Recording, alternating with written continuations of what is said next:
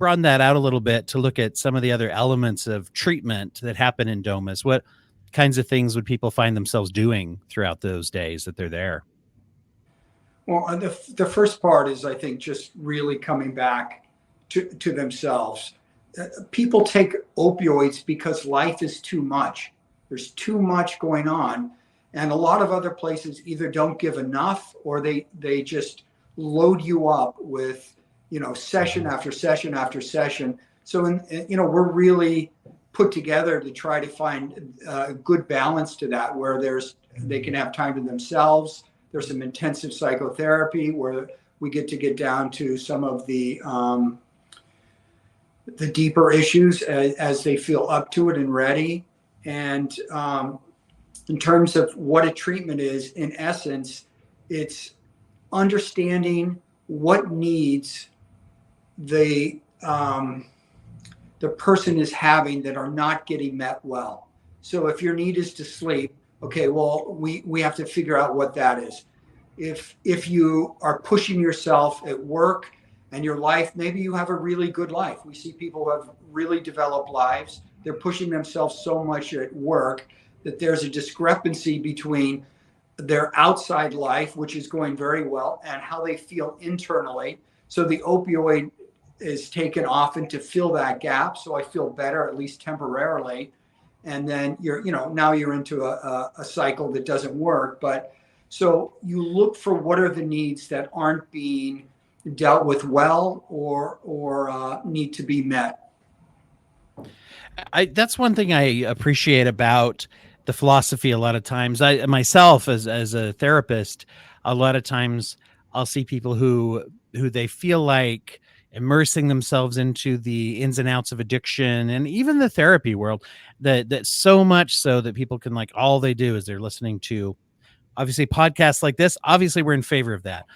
Books, obviously, we're in favor of that, right? Therapy, obviously, all these things. But sometimes there's also a need to say, you need to do some other stuff. Don't just immerse yourself 100% in the addiction part, and instead look at the health part. Things like physical exercise, other types of, I don't know, supplemental type of healthy behaviors. And it sounds like that's part of the goal, is to get people on that road as well. Certainly. Yeah, I think, Dwight, it's important. I always talked about patients trying to find balance, right? And pills just are not the answer, or drugs to finding balance. Yeah. And so you're right. So you need therapy.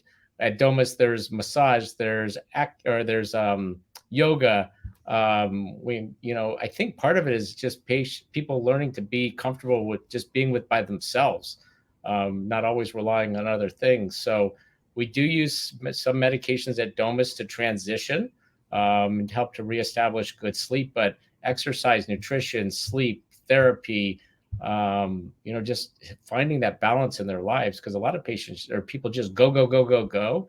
And I think that's kind of what, David was referring to as well. The other thing I'd like to mention is that we're not just treating opiates anymore. So if you look at the drug supply, a significant percentage of the patients that show up to be treated are positive for methamphetamine, they're positive for cocaine. We know that there's xylazine, an animal anesthetic, in the medications now. There's people that are also drinking. So we're not just stopping opiates when we detox them, we're stopping all of these other medications. And while there may not be a specific detox for these their body still is recovering or detoxing from these. So it's another reason why an aftercare like Domus is so important, because they are detoxing from the opiates, which, we've successfully treated that dependence, but their body's got to find a new balance, from not only psychological balance, but now physiologic balance after having all of these substances discontinued. So the aftercare is just so essential.